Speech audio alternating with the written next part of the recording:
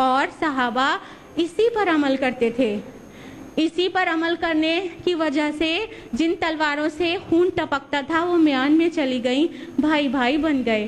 کتاب اور سنت جب بھی پیش کرتی ایک ہو جاتے. اختلافات ہوتے تھے لیکن بڑی آسانی سے قرآن سے اور حدیث سے غائب ہو جاتے تھے اختلافات. اس کی مثال پیش کرنا چاہیں گے. وفات نبوی صلی اللہ علیہ وسلم کے وقت حضرت عمر اور حضرت ابو بکر رضی اللہ عنہما میں اختلاف ہو گیا. عمر کہہ رہے ہیں رضی اللہ عنہ کہ رسول اللہ کی وفات نہیں ہوئی, اور کسی نے کہا کہ رسول اللہ فوت ہو گئے تو اس کا سر قلم کر دوں گا. ابو بکر رضی اللہ عنہ کہہ رہے ہیں رسول اللہ کی وفات ہو گئی. اختلاف ہو گیا نا اختلاف. کیسے ہینڈل ہوا؟ حضرت ابو بکر رضی اللہ عنہ نے جیسے ہی قرآن کی آیت پیش کی عمر رضی اللہ عنہ کو, جو کہ موجود ہے سورہ ال عمران سورہ نمبر 3 آیت نمبر 144, وما محمد الا رسول, اور محمد سوائے رسول کے اور کیا ہیں؟ محمد تو ایک رسول ہیں اور ان سے پہلے بھی بہت رسول گزر چکے. کیا اگر ان کا انتقال ہو گیا یا وہ شہید ہو گئے تو تم اسلام سے اپنی ایڑیوں کے بل پلٹ جاؤ گے؟ اور جو بھی اسلام سے منہ پھیرتا ہے, ایڑیوں کے بل پلٹتا ہے, وہ اللہ کا کچھ بھی نقصان نہیں کرتا. قرآن کی آیت کا پیش کیا جانا تھا کہ فاروق اعظم کے دل کا حال بدل گیا. انہوں نے فرمایا جیسے ہی ابو بکر کی یہ بات میرے کانوں میں گئی, میری ٹانگوں نے میرے جسم کا بوجھ اٹھانے سے انکار کر دیا اور میں گھٹنے کے بل زمین پر گر پڑا اور مجھے یقین ہو گیا کہ محمد صلی اللہ علیہ وسلم فوت ہو گئے. انا للہ و انا الیہ راجعون. قرآن پیش کیا گیا, اختلاف ختم. یہ صحابہ کا عمل تھا. اسی طرح حدیث پیش کی جاتی تو اختلاف غائب ہو جاتا. اس کی بھی ایک مثال پیش کریں گے, بھری پڑی ہے, ہزاروں مثالیں ہیں, بس وقت کی کمی کی وجہ سے ایک مثال. وفات نبوی کے بعد خلافت میں اختلاف ہو گیا. انصار نے کہا ہمارا امیر, ہمارا خلیفہ, اور مہاجرین نے کہا ہمارا خلیفہ ہوگا. اختلاف ہو گیا. اب کیا کیا جائے؟ حدیث نبوی پیش کی گئی جو کہ درج ہے صحیح مسلم جلد نمبر 5 کتاب الامارہ صفحہ نمبر 109. فرمان رسول صلی اللہ علیہ وسلم ہے کہ خلیفہ ہمیشہ قریش میں سے ہوگا, جب چاہے دنیا میں 2 ہی آدمی بچے. جیسے ہی حدیث پیش کی گئی رسول اللہ صلی اللہ علیہ وسلم کی, سارے انصار سرنڈر, اور حضرت ابو بکر جو کہ قریش سے بلانگ کر رہے تھے ان کو اپنا خلیفہ اپنا امیر تسلیم کر لیا. تو یوں اختلاف مٹتا تھا صحابہ کے دور میں کہ قرآن پیش کیا جاتا, اللہ کے رسول کی صحیح حدیث پیش کی جاتی, فوراً سرنڈر ہو جاتے, سر اطاعت خم کر دیتے, اپنے اللہ کے آگے جھک جاتے کہ بس اللہ اور رسول کا جو حکم ہے وہ ہوگا. تو یوں اختلافات بالکل ختم ہو جاتے. اسی چیز کی کمی ہے ہمارے اندر, اسی چیز کی کمی ہے آج ہمارے اندر کہ ہم آپسی اختلافات قرآن و سنت سے ٹیکل نہیں کرتے, بلکہ جب قرآن کی کوئی آیت پیش کی جائے یا کوئی صحیح حدیث پیش کی جائے تو ہمارا جواب ہوتا ہے کیا؟ بات تو صحیح ہے, قرآن میں یہ آیت ہے, بات تو صحیح ہے کہ حدیث صحیح ہے, لیکن کیا ہے نا ہمارے مسلک سے ٹکراتی ہے, لیکن کیا ہے نا کہ ہمارے امام کا قول اس کے خلاف ہے. استغفر اللہ. یہ ہے ہمارا حال. تو اختلافات کیسے ختم ہوں گے؟ امام رازی رحمۃ اللہ علیہ نے فرمایا, امام فخر الدین رازی اگر یہ نہیں کہتے تو ہم آپ کو کوٹ نہیں کرتے. امام فخر الدین رازی رحمۃ اللہ علیہ فرما رہے ہیں کہ میں نے بہت سارے مقلد فقہا کو دیکھا ہے کہ جب بھی ان کو قرآن حکیم کی کوئی آیت پیش کی جاتی جو کہ ان کے مسلک کی تردید کرتی تو وہ ایسے حیران ہو کر دیکھتے جیسے کہہ رہے ہوں ہم اس آیت پر کیسے عمل کر سکتے ہیں, یہ تو ہمارے امام کے قول کے خلاف ہے. امام فخر الدین رازی رحمۃ اللہ علیہ فرما رہے ہیں. تو یہ ہے ہمارا حال کہ ہم اختلافات کو ہوا ہمیشہ دیے رہتے ہیں اور قرآن حکیم اور سنت رسول اللہ سے اسے سرنڈر نہیں ہوتے ہیں. تو اسی وجہ سے ہم متحد نہیں ہو پا رہے ہیں. ایک اور ڈویژن ہے ہمارا عقائد کی بنیاد پر. کوئی سنی کہتا ہے اپنے کو, کوئی شیعہ کہتا ہے, کوئی دیوبندی کہتا ہے اپنے آپ کو, کوئی بریلوی کہتا ہے, کوئی سلفی اہل حدیث, اور نہ جانے کتنے گروپس ہیں, کتنے فرقے ہیں کہ نام گنانے میں بھی بہت وقت لگ جائے. تو اس طرح ہم اپنی پہچان کو کیا بتا رہے ہیں؟ دیوبندی, بریلوی, شیعہ, سنی بتا رہے ہیں. کیا اللہ تعالیٰ نے اس بات کی اجازت دی ہم کو؟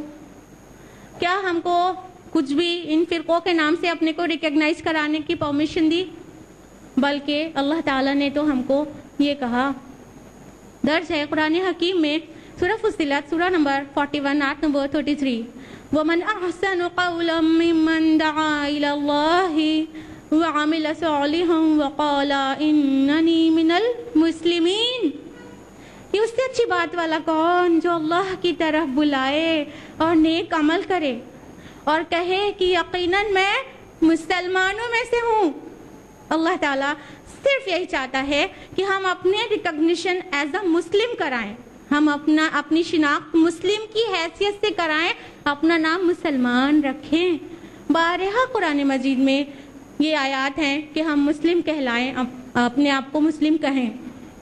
مثال کے طور پر سورہ بقرہ سورہ نمبر 2 آیت نمبر 136, سورہ آل عمران سورہ نمبر 3 آیت نمبر 64, سورہ آل عمران سورہ نمبر 3 آیت نمبر 67, سورہ آل عمران سورہ نمبر 3 آیت نمبر 84, سورہ الانبیاء سورہ نمبر 21 آیت نمبر 108, سورہ حج سورہ نمبر 22 آیت نمبر 78, سورہ قصص سورہ نمبر 28 آیت نمبر 53, سورہ عنکبوت سورہ نمبر 29 آیت نمبر 46, اور سورہ الزمر سورہ نمبر 39 آیت نمبر 12.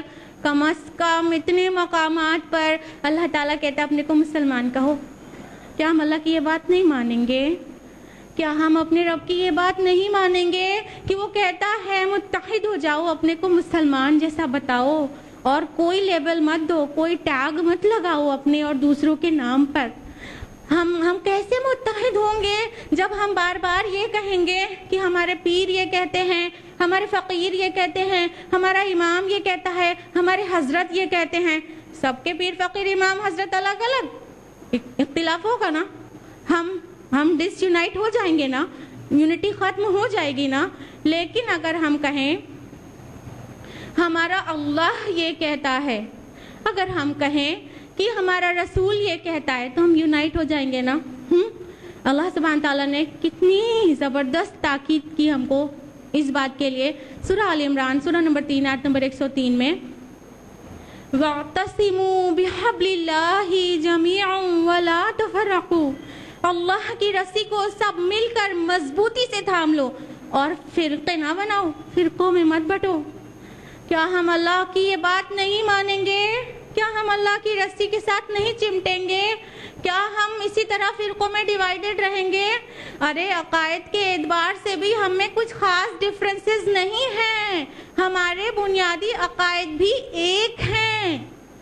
عقیدہ تحاویہ جو کہ امام طحاوی رحمۃ اللہ علیہ کا ہے, اس کو جو لوگ اپنے آپ کو دیوبندی کہتے ہیں وہ بھی فالو کرتے ہیں, جو لوگ اپنے آپ کو بریلوی کہتے ہیں وہ بھی فالو کرتے ہیں, جو لوگ اپنے آپ کو اہل حدیث کہتے ہیں وہ بھی فالو کرتے ہیں. ماشاءاللہ الحمدللہ ہمارے بنیادی عقائد ایک ہیں. معمولی سے ڈفرینسز پہ ہم ڈسکریمنیٹ کیوں کرتے ہیں؟ فرقوں میں ڈیوائیڈ ہونے کا حال یہ ہے کہ ایک فرقہ دوسرے فرقے کے لیے ایسی بغض اور نفرت رکھتا ہے کہ اس سے ہاتھ ملا لے تو اسے صابن سے ہاتھ دھونا پڑتا ہے. اس قدر کی نفرت ہے کہ نہیں ہے؟ تو یہ ہماری بنیادی چیزیں ایک, اس کے بعد بھی ہم چھوٹی چھوٹی چیزوں میں اتنا الجھے ہوئے ہیں. ہم ہوش میں آ جائیں, ہم یہ باتیں جانیں کہ ہمارے بنیادی عقائد ایک ہیں.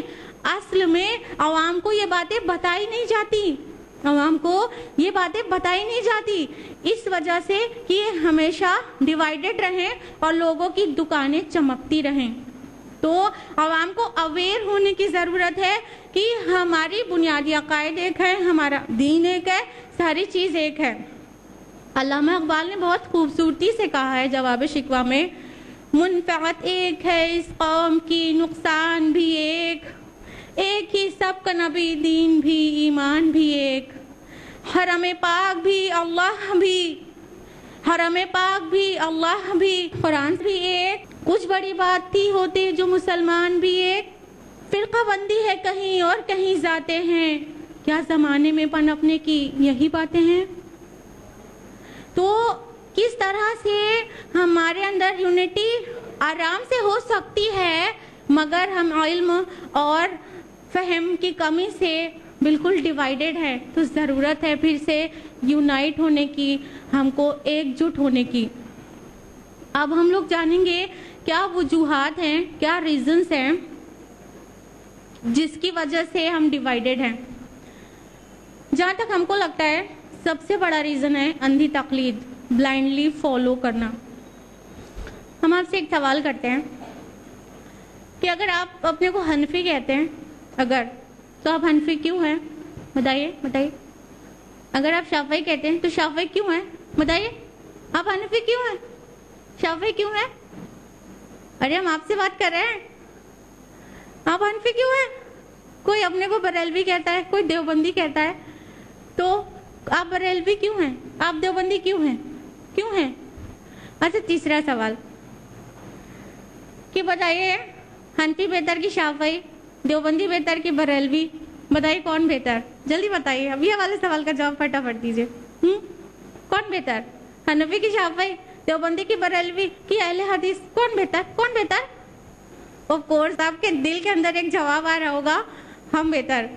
ہم حنفی تو حنفی بہتر، ہم دیوبندی تو دیوبندی بہتر، ہم اہل حدیث تو اہل حدیث بہتر. یہی دماغ میں آپ کے جواب ہوگا، جس کو بھی آپ جواب زبان پہ لانے کی پوزیشن میں نہیں ہے، کیونکہ اتنی باتیں آلریڈی ہم آپ کو بتا چکے ہیں. یہی دماغ میں آ رہا ہوگا نا، ہم بہتر. اور سبھی یہی سمجھتے ہیں کہ ہم بہتر. جب وہ اپنے کو بہتر سمجھ رہا ہے تبھی تو اس گروپ میں ہے، نہیں تو دل بدل دیا ہوتا نا اب تک.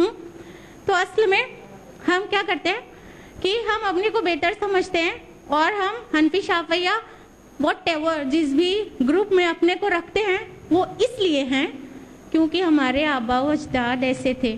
کیوں؟ ہم جہاں پیدا ہو گئے وہاں پہ جو مسلک، جو مذہب، جو عقیدہ فالو کیا جا رہا تھا، ہم ریشل کریڈ میں اس کو فالو کرنے لگے. نسلی عقیدہ ہے ہمارا. ہم نے اپنی آنکھوں سے، اپنے عقل سے قرآن و سنت کو نہیں سمجھا، ہم بلائنڈلی فالو کر رہے ہیں. اب ایک اور سوال، واٹ اباؤٹ نان مسلمز؟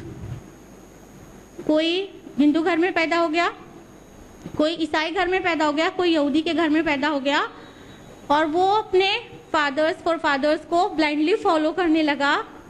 اب بتائیے کہ کیا وہ بھی بہتر؟ کیا وہ بھی صحیح؟ وہ زیادہ صحیح؟ ہاں کہ نہیں؟ بتائیے، لاجک لگائیے. جو جہاں پیدا ہو گیا صرف اپنے خاندان کے چلن پہ، کیا وہ بہتر؟ اب آپ کے دماغ میں آ رہا ہوگا ہرگز نہیں، اسے چاہیے کہ وہ ڈھونڈے، حق کو پہچانے، ہمیں چاہیے کہ ہم حق اس تک پہنچائیں، اور وہ سرچ کرے، صحیح غلط میں فرق کرے، پھر فالو کرے. جس گھر میں پیدا ہو گیا وہ اس بات کی دلیل نہیں ہے کہ وہ حق پر ہے. بات ثابت ہوتی ہے کہ نہیں؟ تو اس سے صاف ظاہر ہوتا ہے کہ ہم بلائنڈلی فالو کریں تو اس بات کی دلیل نہیں ہوتی کہ ہم حق پر ہیں. ہم جہاں پیدا ہو جائیں تو دلیل نہیں بن سکتی حق پر ہونے کی. اور ہمارا یہ جواب بہت ارریلیونٹ ہے، جس کو اللہ تعالیٰ نے بہت ڈسکریج کیا ہے.